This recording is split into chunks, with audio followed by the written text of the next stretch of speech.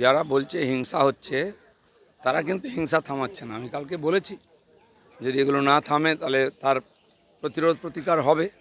সেরকম পরিস্থিতি না হোক।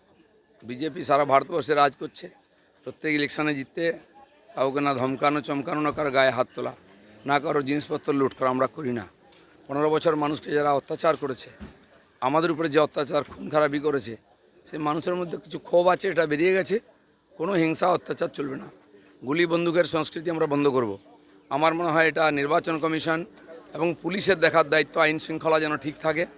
যিনি পুলিশ মন্ত্রী তিনি ড্রামা করতে ব্যস্ত, তিনি জীবনে কোনো দিন সফলভাবে কিছু করেননি। গত ইলেকশনে বলেছিলেন 3 দিন আমি ছিলাম না, এবারে কি বলবেন? এখন তো চিরদিনের জন্য চলে যাবেন আপনি, কিন্তু মানুষের জীবনের সুরক্ষা কে দেবে? এই যে গুন্ডাদের নিয়ে এসছেন রাজনীতিতে মমতা ব্যানার্জি, তার ফল সবাইকে ভুগতে হচ্ছে। তৃণমূলের গোষ্ঠীদ্বন্দ্বে বলি ইন্টালি থানা সংলগ্ন এলাকায় কুপিয়ে খুন করার অভিযোগ। যত গুন্ডা বদমাস অ্যান্টি সোশ্যাল সব টিএমসির মধ্যে আছে। একটা গ্রুপ খাচ্ছিল, এটাকে দিচ্ছিল না, তারা এখন প্রতিশোধ নিচ্ছে। অফিস ভাঙা থেকে আরম্ভ করে টাকা পয়সা লুট করা, দোকান লুট করা, নিজেদের মধ্যে মারামারি করা, এটা টিএমসির ভিতরের ব্যাপার, সেটা বাইরে আসছে। বিজেপির কোনো যোগাযোগ নেই, সেজন্য পুলিশকে কড়াভাবে এর আর প্রতিকার করা উচিত।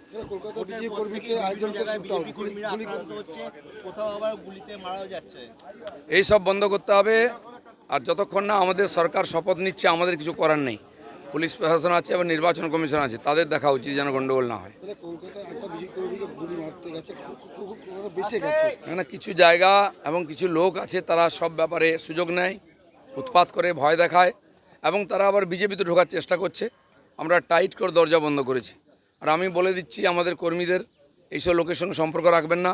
কোনো নেতা যেন এই অ্যান্টি সোশ্যালদের পার্টিতে এন্ট্রি না দেয়, তাহলে তার উপরেই হিসাব হবে। গতবারে অনেক ঢুকেছিল, এবারে যেন না ঢোকানোর চেষ্টা করেন কেউ। আমরা কিন্তু কড়া নজর রেখেছি। প্রশাসন তো প্রশাসন আছে, প্রশাসন বলে কিছু ছিল? পুলিশের বন্ধুরা খোলা হাত পেয়েছেন, আপনাদের হাত কেউ বেঁধে রাখেনি। আপনারা কিন্তু এদের হাত আটকান, নাহলে কিন্তু ঘটনা উল্টো দিকে চলে যাবে। চলুন।